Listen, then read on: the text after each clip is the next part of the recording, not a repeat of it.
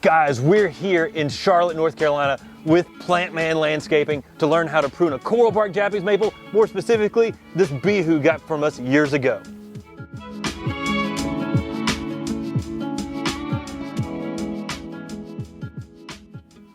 Guys, this is going to be a really cool video. Many of y'all have seen our photo of Bihou we use on our website. It's this Bihou right here. Elton got it from me years ago, and you've pruned this in such an amazing fashion. People have been asking, when can I see that tree that's in the photos on MrMaple? Well guys, we've got it for you here today. Elton, how many years have you had this Bihou? So I've had this tree, I think I got it from you guys maybe 8 or 9 years ago. Almost every year since I purchased the tree, pretty aggressively pruned it to get it to encourage a lot of growth annually, so it really exhibits the nice color that you should see out of the coral barks. Now, one of the things about the coral bark Japanese maples and Bihou is they have that brightly colored new growth, but on the older growth, you don't have as much of that. And so when you're pruning it back in this unique way, you really get to express the best color on the bark of any other time. And so this is one of the things, this video, we're gonna tell you how to prune your coral bark Japanese maples, how to prune your Bihous to really get the most flash out of their winter interest. Coral bark Japanese maples are known for some of the best winter interest of any tree. People use them all the time, amazingly, for that bright winter bark. But when you prune them in this way, the way Plant Man Landscaping, the way Elton does it here in Charlotte, North Carolina, you really get the most bang for your buck out of these coral bark Japanese maples. Y'all, make sure you smash that like button, make sure you're subscribed, and if you're in Charlotte, you better be checking out Plant Man Landscaping. And today's video, it is gonna be off the charts. I'm so excited about this. This is the first time I've been here for the actual pruning of this Bihou Japanese maple. You're gonna love it, I'm gonna love it, we're gonna learn a lot today. So we're here to learn the tools of the trade. This is what you need when you're getting started doing some pruning. Elton, what do we got? Okay, so first off, we'll start with probably our most common tools we're going to need for the pruning. A good set of hand pruners. I prefer Felco number 2s. That's kind of your tried and true. You can find them, online, super easy. It's just a, real good set of hand shears. Next, I've got this. These are new in the industry and maybe have been out for a handful of years, but I've been fighting some tendonitis, so whenever it comes to breaking a big limb out, if I'm looking at anything over about 1/2 inch caliper, I may pull this one out just to kind of help the arm out a little bit, make it a little more ergonomic. I haven't seen that DeWalt before. That's a neat DeWalt that's got that trimmer, battery powered. First time I've seen that, I'm gonna have to get that. I'm on the DeWalt system myself. Yeah, especially if you're going a lot of trimming, just, branch after branch after branch, it can really help, eliminate your, the fatigue. Next, if we're going anything over 1/2 inch, I'm probably pulling out a pruning saw, just to get a good clean cut, a razor tooth saw, many different varieties you can find. Otherwise, anytime that I'm dealing with any of these pieces of equipment, you will see I'm going to pull out some isopropyl alcohol. I'm going to sterilize the equipment as I am pruning, especially on the coral barks. Anytime that I'm pruning throughout the landscape, I'm going to pull out some isopropyl and I'm going to sterilize the equipment, from tree to tree. People don't realize when we're making these pruning cuts, we are making surgical cuts on the plant. And if you have something that's on your trimmers, you could be passing it from plant to plant. I mean, this is a critical step, making sure you're clean. I mean, I can't recommend that enough. Yep. Next, just in case I decide to take out any larger material, we may have to pull out a chainsaw. Some of you guys think I'm probably crazy whenever I talk about chainsaws and Japanese maples. Last year, I took out this specific saw here and I cut some large material out of my purple ghost. It happens. I'm not afraid to really hit a tree if it needs to be hit. So And then if we end up really messing up, we may just have to take it down to the ground.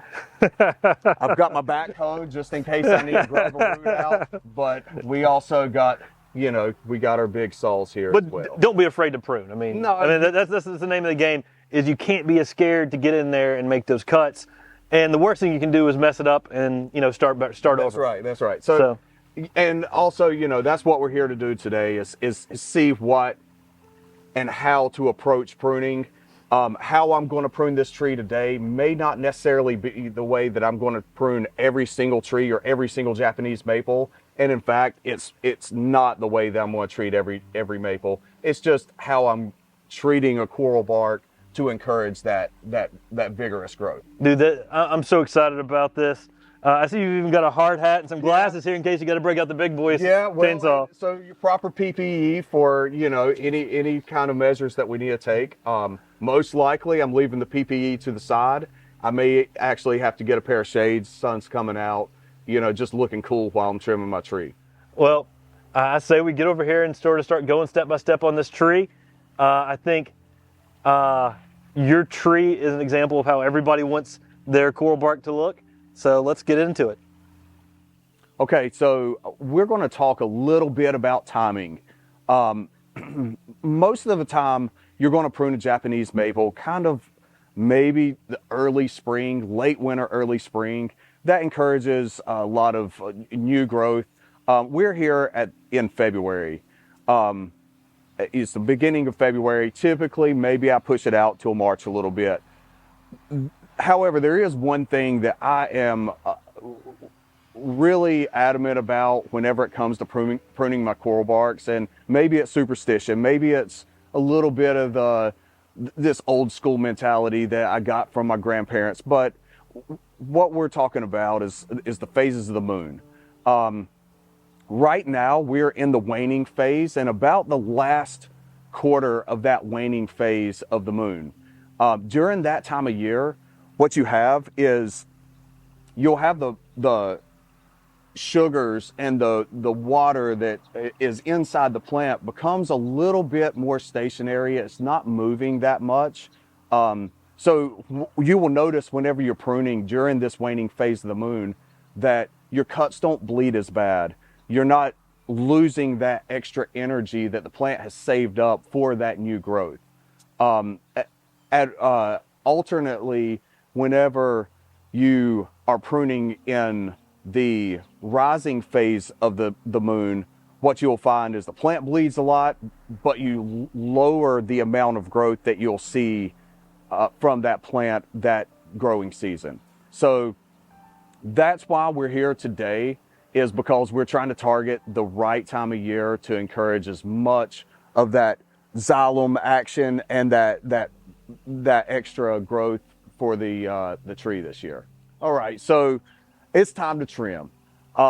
First thing we're going to do whenever we go looking at how to approach trimming a tree is we want to get rid of problem branches. Problem branches being branches that may be crossing, branching, any dead branches. You'll find some dead branching in there, conflicting branches. So what we want to do is we want to really start with cleaning the tree up. We want to make sure that the tree is off on a good step, and we don't have the problem branches. After we take care of all of our problem branches, then we'll start looking at how to actually head these trees back to encourage the optimum amount of growth. You know, one of the things that I had mentioned earlier is my tree may not be the style of tree that you want your tree pruned in. That being, I've left lower branches. The reason being is because I've got a cat that likes to scratch. He's less likely to scratch whenever I've got these lower branches. It's just something that I've picked up on. I've got a lot of lower branches on a lot of my Japanese maples.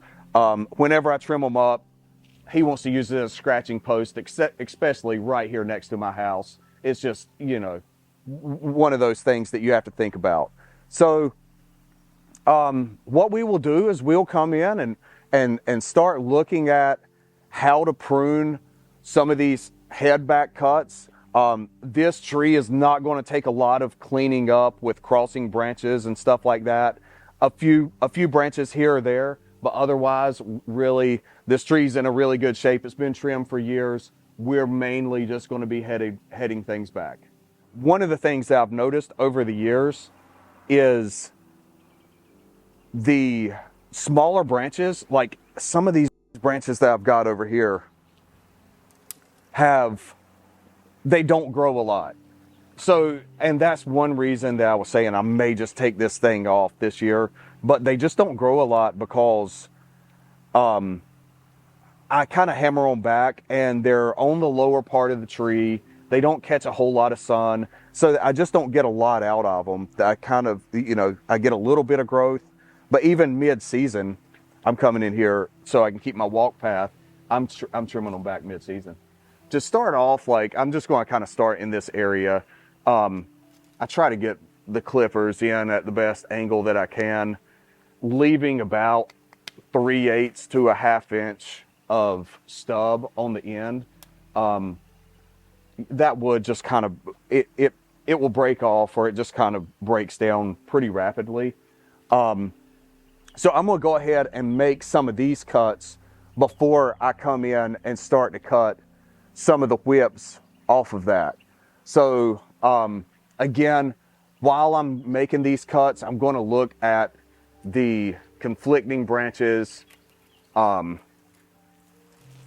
those will come out as we start to move forward with the prune. So usually whenever I'm pruning, I try to keep, especially like a larger tree like this, I try to keep about 8 inches to 10 inches of branching before I would head it back. I'm kind of breaking my rule with this, where I've only got 3 inches or so before I get to the area that's branched out. If in the future I want to cut one of those off, or if I want to cut one of these leaders off, I'll do that at that time. And then also, we don't have to do that same head back on every single cut. We can really just start to thin some of this stuff out and rely on last year's trim. We got some nice branching here. So I'm going to kind of rely on last year's trim to get where we want on a branch like that. So again, like, this is a head back cut that I'm looking at that maybe I don't want to. I'm still going to get rid of that last year's cut. And then this is basically almost the apex of the tree. I'm going to come into this and select one of these branches. And this is where you start looking at following years, how you're going to approach this tree. I'm going to go lower, because I want to keep this thing, I want to be able to trim this as many years as possible off of foot or a step ladder. So right here, I'm just to get some of this brush out of my way, all these little twigs, we don't have to get rid of every single one of them, but we're going to get rid of a lot of these twigs just because that's using a lot of energy that could go into some growth higher up in the canopy that we really want to see that big flush. Most of it's going to get shaded out and just be that wood that gets snapped out the previous year. Open up the top so much, it will allow sunlight to penetrate and hit some of those branches and keep those leaves green inside. People are so afraid to prune their maples. Sometimes I see people that, for one, you have a little bitty 1 gallon tree, and it might come and have 2 trunks that is, wrapping around one another or whatever. And you know, people are so afraid to get rid of one of those trunks or whatever. You know, really the ideal time to prune most of your maples is whenever you have about pencil size and under material, and it will heal over almost in a season. If you can put some really vigorous growth, you can get some 1/2 inch to 3/8 to 1/2 inch size growth to heal over in one season. But people are so afraid to trim. I'm only trimming these branches that have not a lot of growth on them. I'm just going to clean. I'm not really going to head them back at all, just the biggest whips. Otherwise, I'm just going to kind of rely on trimming some of these little scrubby branches off of it, just to try to push as much of that growth to the tip to heal over some of these larger wounds, because they're just not responding as rapid as the top. What I'm going to say here is I'm not seeing a lot of recovery out of this branch, and that's because I've got some of these little bitty whips. So what I'm going to try to do is I'm going to try to encourage that to heal over by taking that out to that larger branch, and maybe that larger branch allows that to heal a little bit faster. One of the things I look at, no matter what I'm pruning, whether it's a Japanese maple, whether it's, you know, any kind of deciduous tree, I almost look at what is, if you add up all the wounds on one branch, how much caliper do you get out of all of those branches that you're removing? And if you can add up all of those wounds with one cut, then it's easier for the tree to heal over one wound than to heal over 5 or 6 wounds that equal the same size. So that's one kind of rule of thumb that I look at on determining whether or not it's just better if I take out a branch or if I leave branches. This one branch is one that, like what we had talked about earlier, it's just never going to get much response. I got a wound that I cut last year. I got kind of a knot. All these wounds added up, I'm just not going to get a lot out of it. Whenever we talk about taking like a saw to something, there's a couple ways to do it. Typically what I do is just go ahead and cut it about 3 inches up and get rid of the branch. And that way it doesn't weight it down and you get some kind of like crazy, pulling the bark back or whatever. But then also, I always kind of give it a little relief cut. Anytime you're pruning, and specifically larger branches like this, try to stick with that branch collar. The branch collar is kind of like often at a little bit of an angle. If you look at some of these previous prunes, you'll see how they're really healing over nicely. The branch collar is, you can almost spot it on some trees better than others, but it's like where the branch actually starts out of either a limb or off the trunk. So just try to follow that branch collar to get it where it's going to heal up real nice. Whenever you have a tree like this, I refer to it growing a certain amount every year. So let's say, for instance, this tree wants to grow over the whole entire tree. It wants to grow 300 feet.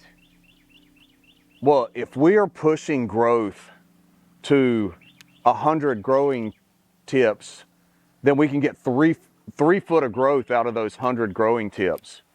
But if we got 300 growing tips, then we're only pushing 1 foot of growth out of each one of those growing tips. So if you kind of stick with some math like that, like I've almost found that no matter what, the plant kind of responds. Whether you're trimming a holly or whether you're trimming a Japanese maple, the plant kind of responds with a with a certain amount of growth that it's stored for the next year. So you'll find that by pushing all that growth to select branches and select buds or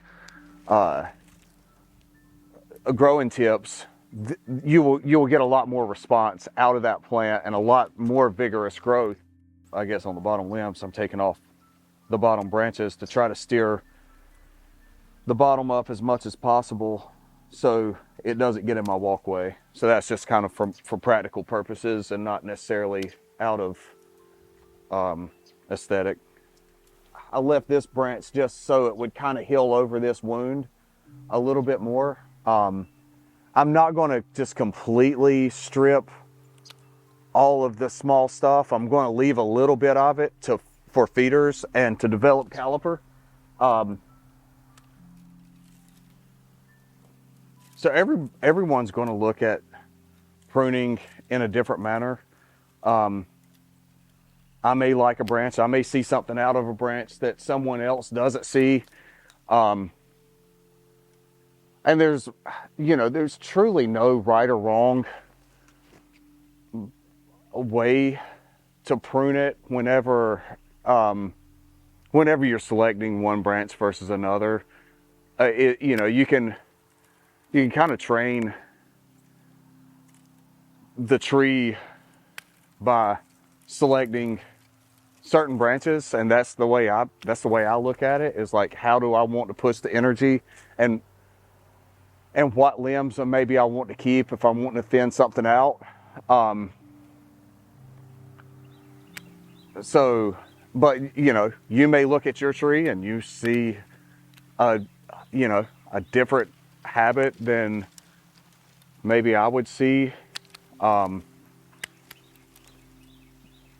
that's kind of what we were getting at earlier, is just, it's going to grow if you trim it, and it's not 100% the way one individual will do it versus another. The tree's going to respond. You can correct it. This is almost just a shearing prune that I'm doing now, after I've headed it back. Just coming in and almost like just kind of getting some of the scruff, some of the shaggy stuff off of it, encouraging it to branch out again. A lot of times what you'll find whenever you're pruning these, the previous year, it might grow out 5 or 6 branches, and just thinning out maybe to 2 or 3 of the branches will help push that growth to those 2 or 3 branches. And then, 6 or 8 inches, 8 to 10 inches up from that point, you can just kind of like thin them out, or head them back. So whenever it comes to like salvaging or saving a sacrificial branch for the need for developing caliper on some of the limbs to help with healing some of the cuts that we have made, we will do that. That's why I left these 2 whips. I know probably within a year they will come out, but again, this whip that we left is on the limb that I made the last prune cut. It will really help kind of feed that trunk, develop some caliper, and hopefully heal that wound just a little bit faster. So it's been about 10 or 15 minutes since we got finished pruning the tree. And what we had talked about earlier with the phases of the moon and stuff, and how the sugars and how the water is flowing through the plant. If you notice, we just have like no moisture on the ends of these cuts. They're as dry as a bone. Literally the only spot of this tree that I've seen weep is that largest wound that we made down close to the trunk.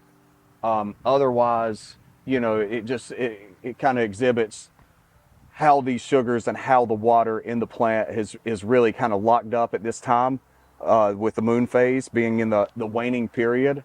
So that just wanted to, kind of catch a close up of some of these branches that have these dry tips, no bleeding.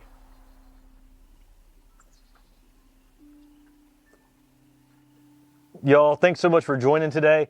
Elton, thanks so much for having us here in your gardens near Charlotte, North Carolina. Guys, check out Plant Man Landscaping. He's got some of the prettiest work I've ever seen in my life. His gardens here are phenomenal.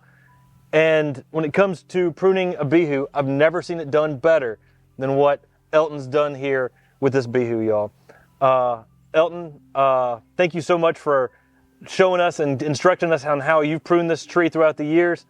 Again, this is the best Bihou I think I've ever seen. Thank you. I really enjoyed having you guys out today, demonstrating what I do with my Bihou and how I've done it over the years.